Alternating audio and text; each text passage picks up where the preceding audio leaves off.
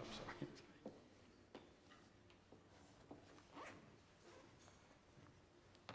Bright lights.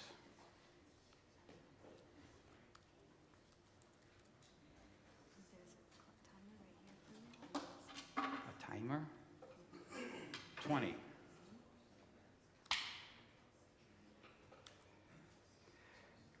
So how do I hook up?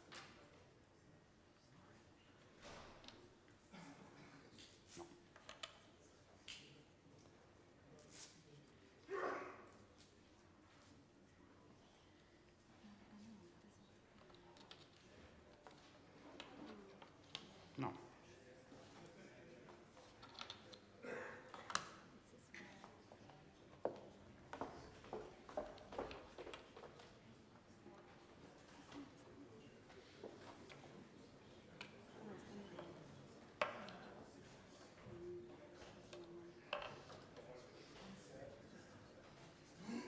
I thought you said you had it. Well, I have one.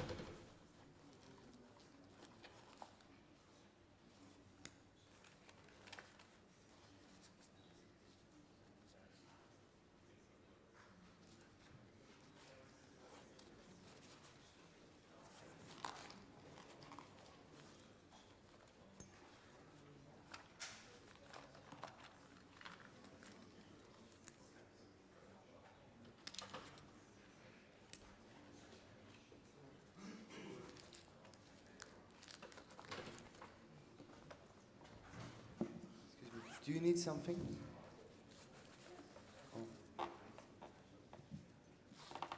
We are looking for lightning to HDMI adapter. Does anybody happen to have one? Or Thunderbolt, I'm sorry, Thunderbolt. There were two on the table. You got both? And both are not fitted right? That's lightning. USB 3.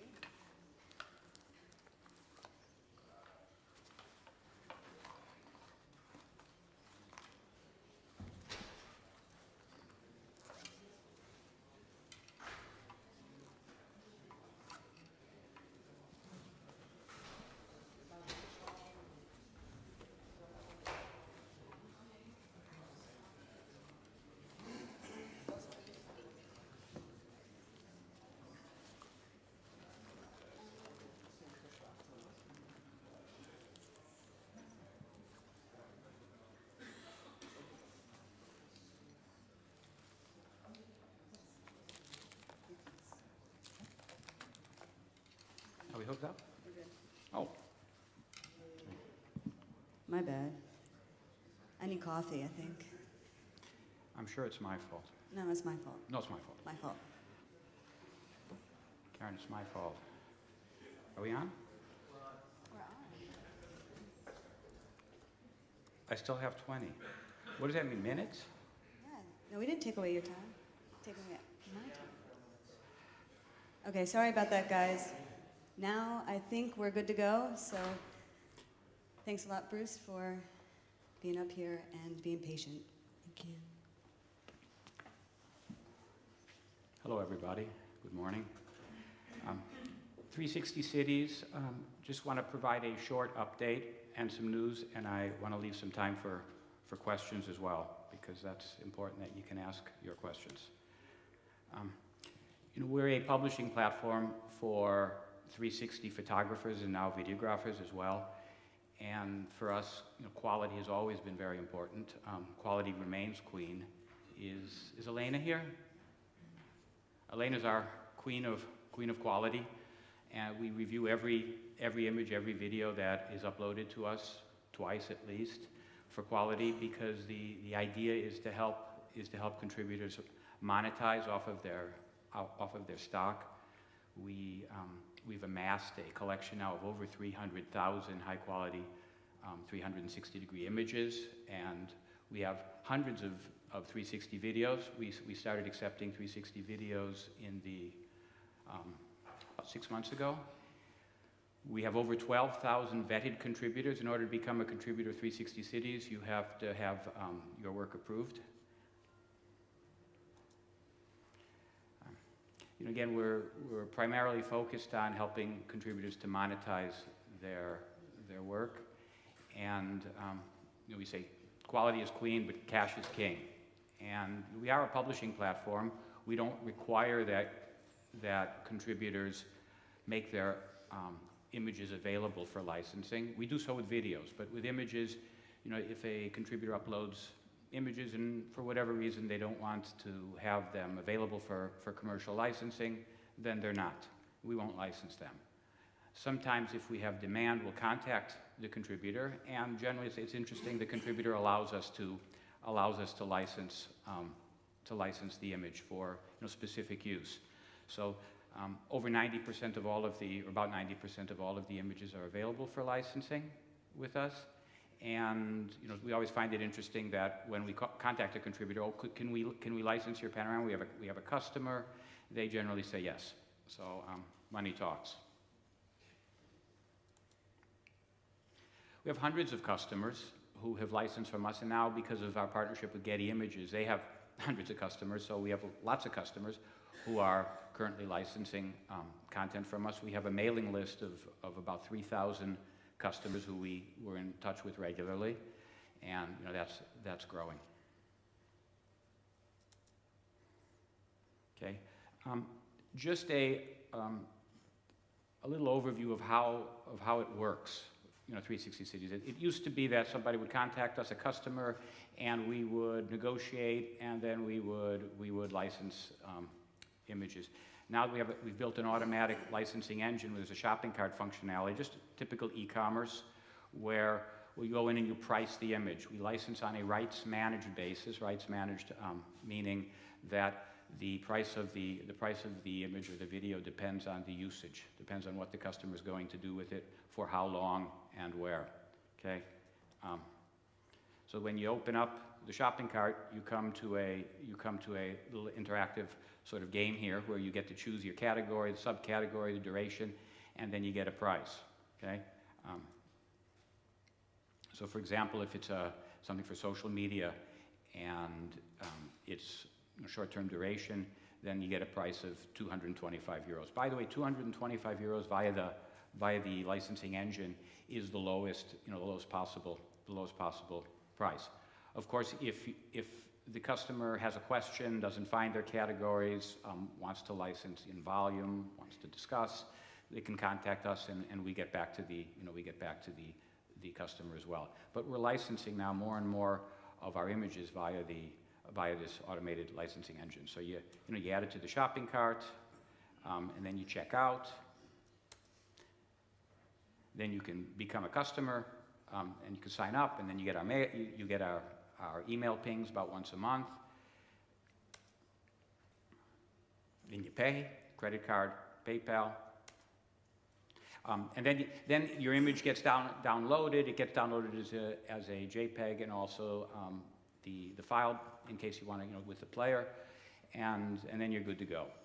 And then we shoot obviously the contributor a royalty for that. Main segments, interesting. Advertisers, developers, publishers are mains. We're doing a lot of social media ads right now. Thanks to Facebook. We're a lot of VR. A lot of developers in a VR environment are looking to license our stuff. Education, travel. These are the main customers. By the way, education is a big thing. I don't know if anybody's involved in VR in education, but it's become a big thing for us. But we know it's a big thing for children. If you have children, they're going to school now. They get many things in a VR environment, a lot of applications. Okay, for a few months now, we've been accepting 360 videos, and we're actually licensing 360 videos. We're getting requests for 360 videos, which is good. We're sometimes getting more requests than we can handle because we don't have a library at this time of 300,000 videos. It's, it's in the hundreds, but it's growing. The customers, obviously they want good resolution. That's resolution is a big thing. The one thing is the names and the logos, the attribution inside of the video. Customers generally, they don't want that. And we're seeing a lot of our experts who've been uploading panoramas for a long time. They're getting into video and they're starting to upload videos. I'd say we're rejecting a much higher number of videos for quality reasons than we are panoramas because it's relatively new. But people are experimenting. A little over a year ago, we launched a year and a half, a distribution partnership with Getty Image. Getty Image is the largest stock photo agency in the world, and they were interested in using and relicensing our content. So we started to upload content to Getty Images, and they started to successfully license it. One of the things we're noticing is that the number of royalties we're paying out, the number of royalties we're receiving from Getty is increasing. Almost every month we're getting more. We paid out a big royalty payment to many photographers just yesterday for Getty and for our own licensing. The pricing points actually are similar, the royalties we pay out, similar to what we're paying out for our licensing. One of the reasons is Getty is licensing more and more of our stuff for creative usage as opposed to editorial usage. Their original plan was to license for editorial usage, and they're still doing that, but they saw that the creative, we told them at the beginning, we told them that for creative projects, they're going to get a lot higher pricing points and a lot more interesting royalties. So with Getty, we're in a situation where sometimes we're paying a photographer for the license of an image $1,000 or $800 or $1,500 is, I think, the highest we've paid a photographer for a photo, and sometimes it's $1. And we caution contributors to get upset when they get a low payment because really the average is pretty healthy, and they should look at it in cumulative how many royalties they're receiving. Getting the content onto Getty has been a little bit more difficult, or a lot more difficult than we imagined. The descriptions and titles, you have to know what the content, what it is, and all that metadata. Sometimes is a little bit. It's a little bit difficult for us to figure out sometimes what the subject of the image if the photographer hasn't provided that. So that's sometimes a little bit difficult for us. We try to do our best with that. Getty is now helping us on the ingestion process. So they're doing some of the curation, some of the descriptions and the titles as well. The goal is for us to have more than 100,000 images published on Getty by the end of 2017. Currently, we have I think about 20,000 images and I think about 80 videos in Getty, and we're represented everywhere. So we're represented in editorial images, also creative images. That's where the big royalties. They make the decision whether the image is editorial or creative. Same thing with videos. We have editorial videos and creative videos. I don't think we've received a royalty payment for videos yet from Getty, but they have yet to really launch it big time commercially. But they're doing a really good job with the images. We're excited about that. So, if you have high quality stock images or videos, 360 Cities is a good place to put them if you're looking to monetize off of them, if you want to earn some money off of them. What sells best? We can't guarantee that just because you've made a beautiful piece of work that it will, and nice description, nice metadata, that it will get licensed. Landmarks are always, recognizable landmarks are something that does well. Aerials of specifically urban scenes, certain types of environments, also for skyboxes, kind of like deserts and things that look good in a VR environment. You know, adding your name and logo, a graphic at the bottom, at the nadir or elsewhere, it decreases the chance of being licensed. And I won't say that it never gets licensed, but customers generally now, specifically in a VR environment, are looking for a clean, you know, 360 by 180 experience.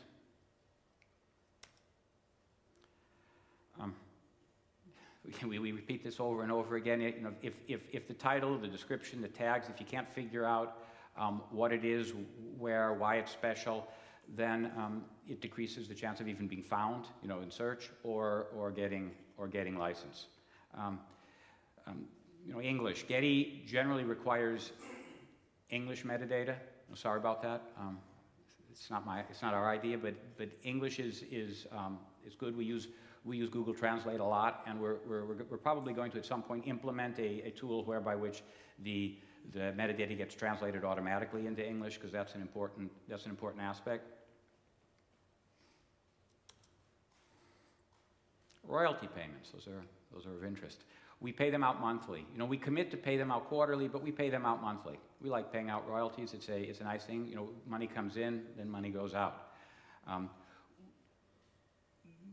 I didn't put in the presentation. We're currently paying 40% royalty off of anything we license to the contributor, and anything that Getty licensed, we pay 60% of our royalty to the contributor. You know, we have a very good relationship with Getty. Getty is promoting the 360 Cities collection heavily, and we wanted to, and you know, because it's high volume, we're paying out actually 60% to the contributor, which is a nice thing. The average royalty across 360 Cities and Getty is over $100. We're not reducing prices. This is premium content, and we want the content to remain premium content. Again, as I said, the Getty royalties, they fluctuate dramatically. You know, it can be $1,000, it can be $1. You've got to look at it in the big picture of how much you're getting royalty. So, takeaways. If you contribute to 360 Cities, we're not looking for exclusivity, so you can contribute elsewhere as well. We've been in business since 2007. I count 10 years, so you know, we're here. We've been here a long time, and we're not planning on going anywhere. You can promote on 360 Cities. We're primarily a publishing platform, meaning, you know, you get a profile page. You can talk about yourself, what you do, and all of that. We provide attribution on everything that's shown in 360 Cities.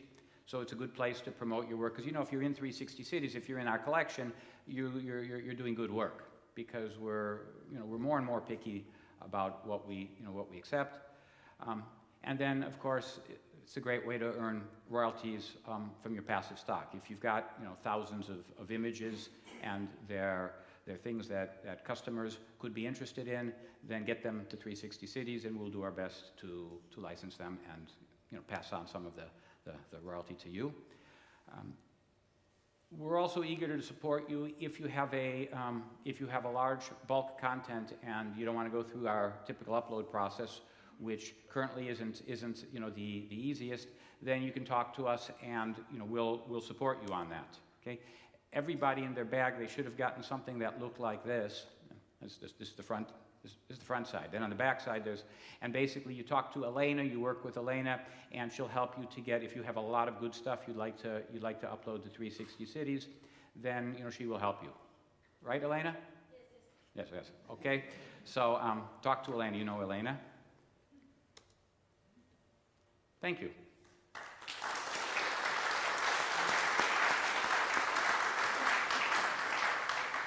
So we have a few minutes. Q&A in the back.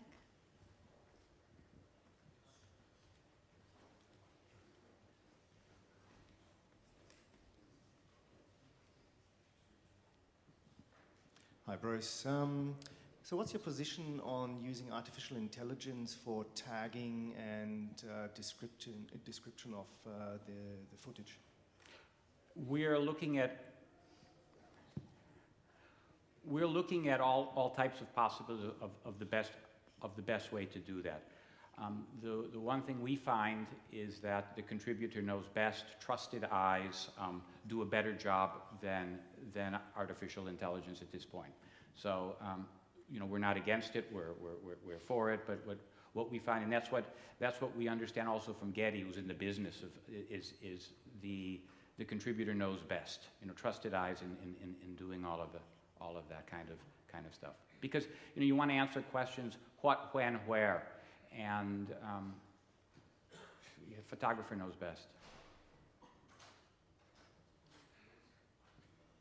I suppose this question is for Elena, but then this is appropriate for a 360 situation, isn't it?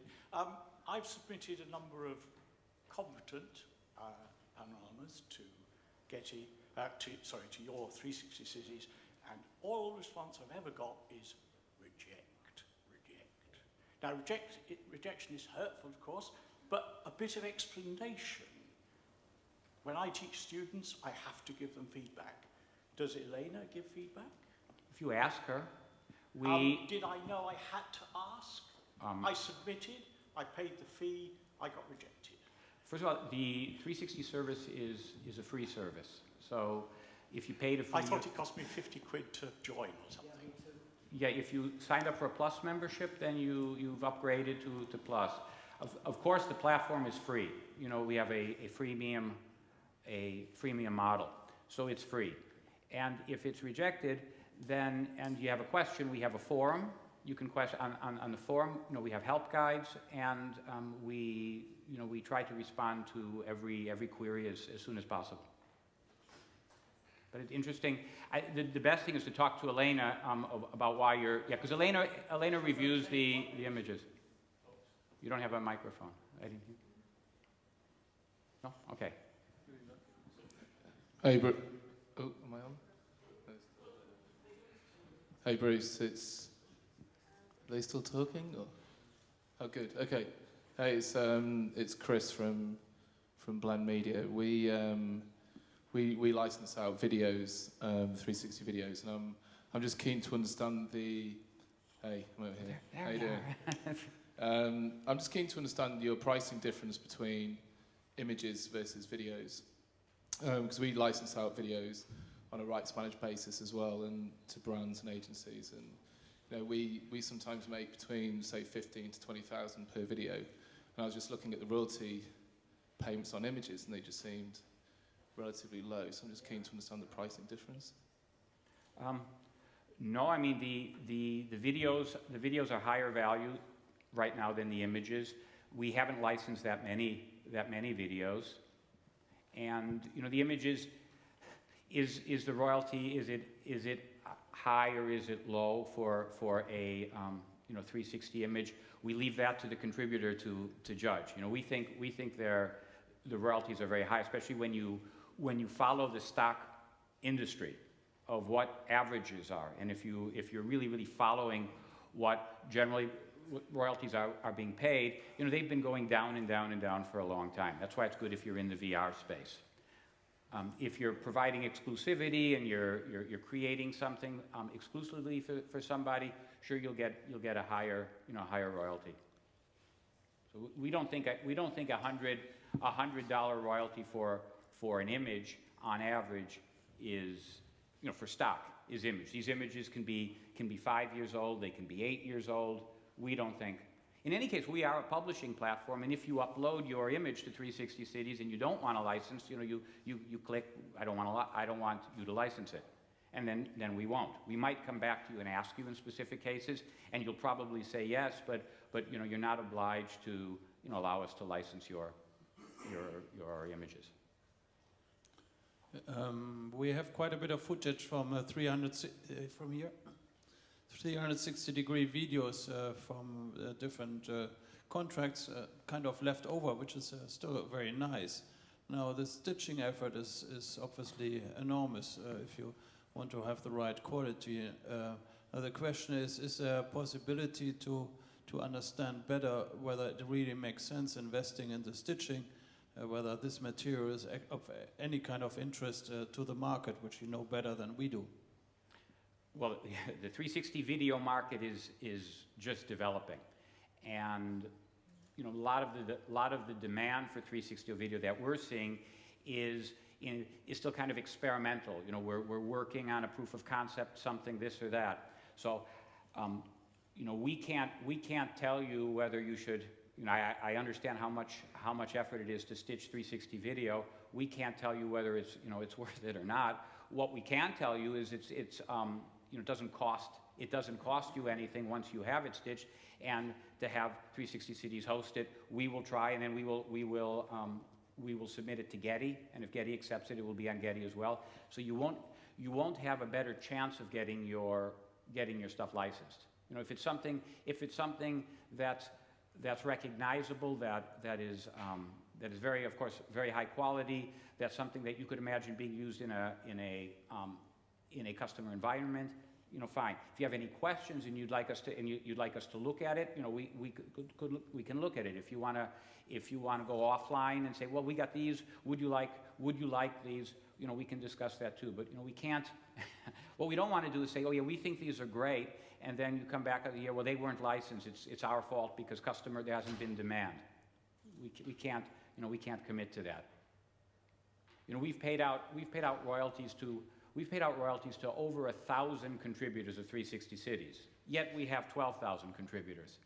So like those 11,000 who haven't received a royalty, when they come to us and they say, well, why didn't we get a royalty? Well, you know, the market chooses. You know, generally those with more content, they tend to get their stuff licensed because the probability increases. Those who provide good metadata, they have a better chance of being licensed. So it's really something we can't guarantee. We can only share our experience when we see specific content. I hope that kind of answers. Last question. You've licensed some of my work about 5 years ago, and I was wondering, is the license is it perpetual, or do you? It depends on the specific license, whether it's a perpetual, whether it's a time-based license. And can we set our own minimal, what we get or not? No. Oh, No. okay. No, that would make it very difficult for us to do like volume deals and things like that. It would make it really, for us, very unmanageable to create interesting packages for customers. Yes. Oh. Can't he ask a question? One last question? Yeah, you can do one more question. Come all the way from Hungary to ask a question. Thank you very much. What is the maximum length of any video that can be uploaded to the marketplace? Oh boy, you know, I don't know what the maximum length is of any video. Steve, Elena, do you know the maximum length? We say 3 or 4 minutes is a good target. Yeah, so 3-4 minutes, it seems to be the maximum or a good target, but. And minimum, so it would be 10 seconds? Yeah, So 10 yeah. seconds to 3 minutes? Yeah, something like that. Yeah, it's new. Video is new. We don't know in many cases what the customers are going to be doing. Same thing with Getty. Getty has just launched 360 video, and we're all learning. So I wouldn't want to say, it can't be 8 seconds or 12 seconds. Because you never know. Customers come along and they might want to see an explosion of some kind or something in 360. So I don't want to reject content on that basis. All right. Sorry, Chris. I see you have your hand up over there, but we're really cutting it short with the time.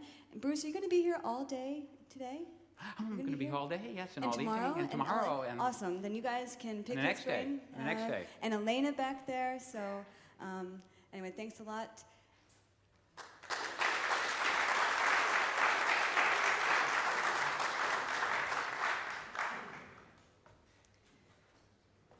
Next, I'd like to welcome Traugott Emrich onto the stage. If you ever wanted to know anything about drone photography, 360 drone photography, this is the man. Yeah.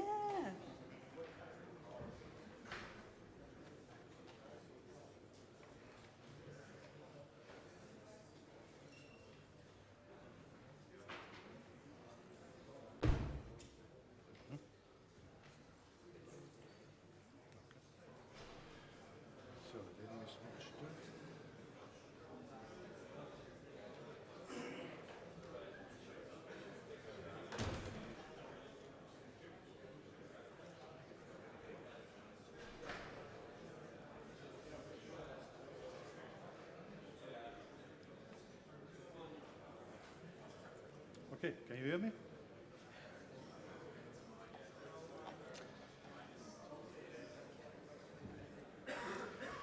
Good morning, everyone. My name is Traugott Emmerich. I live near Munich in Germany. So I'm happy being here and give you a short overview and some insight into 360-degree video production using drones. So I'm building and flying drones since 2008. I use them mainly for aerial photography and panorama photography. Actually, in 2012, I made my first experience with video and drones, but really the technology was not so far. It was a pain to get video stitched and so on, so I gave up. Then, early 2015, a friend of mine, Thorsten Hemke, came to me and asked me to swap some of his GoPro lenses. Right after I swapped the lenses, I thought, oh, that's a good idea to use his cameras on one of my drones. So I put two of his cameras on one of my drones and give it a try. And I was seeing, okay, that makes sense. So actually, it was the beginning of myself starting with 360-degree video with drones, so in 2015. So what are we going to talk about? We will talk about drone basics, look into multi-rotor technology, what kind of drones are usable for shooting 360 video. Is it better to use off-the-shelf drones, ready to use, or is it better have some advantages with self-made drones? Then also we'll look into brushless gimbals and some practical experience I made really from my own experience. It may not be the case for everyone. But by the way, how many of you have experience or tried to use a drone for 360 video? Hey, that's a lot. Thank you. Good, so we'll see. Going back to drones. Okay, so a drone in technical context is an unmanned aircraft. In the broad, all these terms refer to drones, but all mean the same thing. It's an aircraft that is flown from a remote location without a pilot sitting in the aircraft. Of course, we're talking about multi-rotors, in our case, are not military drones, but still the rapid adoption of drones has sparked complaints and concerns in public. Most countries really in the meantime have strict rules and restrictions, and I can only advise get yourself informed in your country or wherever you need to fly or have to fly before you invest into this technology, because many restrictions in the meantime. Good, so the drones we are going to use can be of different types. So we have the 4, 6, 8 or even more motors, namely quadcopter, hexacopter, octocopter and so on. But in general, all of them using similar technology. The flight controller is mainly operated by software, gets various sensor input and so on, GPS, most important. And of course, the number of motors have impact on the flight performance, and also this has more or less advantages. For instance, if you have more motors, of course, you can carry more payload. The downside is a decrease in power efficiency, increase in cost and maintenance and so on, and also flight restrictions above 5 kilograms. It gets, again, dangerous, and you may need an additional or other license to take it in the air. Also, if we have more than 5 motors, we have the drone can provide redundancy. So if one motor fails out of the 5, 6 and more, the aircraft can still maintain the position and hopefully land safety. Good, choosing the right drone. So that really depends what is your goal. Depending on your capabilities, as I said, you may start either from scratch, build your own drone, take a ready-to-fly consumer product and modify it somehow to attach your rig under the drone or above the drone. Then it really depends on the payload. Will you need a larger drone, a smaller drone, and so on? And also depends on the what rig you want to carry. Also there it makes a difference in the size, the width, stitching lines, parallax issues, and so on. Good. Of course, it depends on your budget and your skills. Good. Now let's look at more details into different drone concepts. So you may recognize some of the pictures if you are into this area. Looking at pictures like that, we have to ask ourselves, does it make sense to mount GoPros everywhere on a drone, especially on top of the motors, in front of the motors, right on the motors? There are many examples in the internet. If you look at them, it looks crazy. So really what you need to be aware of, vibrations are killing your footage. Yeah? So vibration is the biggest enemy with a drone, and if you put your cameras right on the motor, on the arms of the motor, it won't work. Same thing happens if you have too many cameras. Basically each camera will shake in a different frequency, and you will not really be happy with a video out of such a drone. Even myself, on the right side down, I made one. Even it had only 3 cameras with other lenses. Even with that, I was not really satisfied. It worked, but was not really happy with it. So therefore, I would say this is a no-go. It doesn't make sense, forget it. Good, then the next type of drones. I guess everybody has seen the 3DR Solo. When it came out, equipped with 2 Kodak in back-to-back configuration.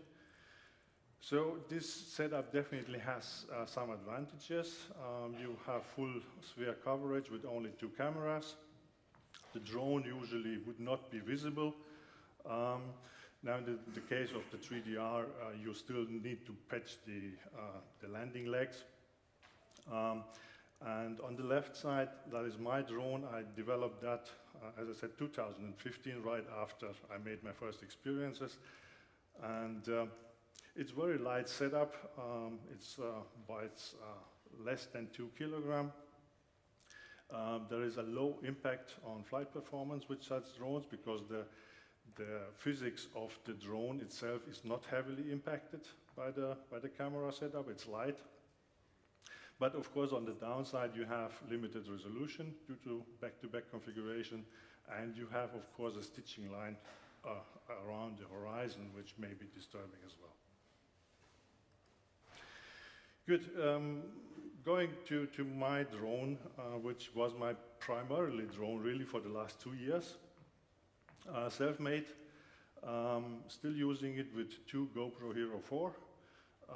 Using the MKX19 lens by iSugar from KC, thanks KC. Great lenses. It has got retractable landing gear, takeoff weight below 2 kilograms, and it flies around 18 minutes with 1 battery. I have done a couple of video productions with this. Probably the most famous was Munich fireworks. Let me see, either I started. Okay. So we just jump. It's online, so you may have seen it. I was flying right in the middle of the fireworks in Munich. So it was quite challenging because, of course, you are not allowed to fly over the crowd. Luckily, it was a lake, and I could fly over the lake, but then really right in the middle of the fireworks. And you see here, right in the middle, there is a crack, so I got hit by one fireball, and I had to swap the lens afterwards, but luckily nothing else happened.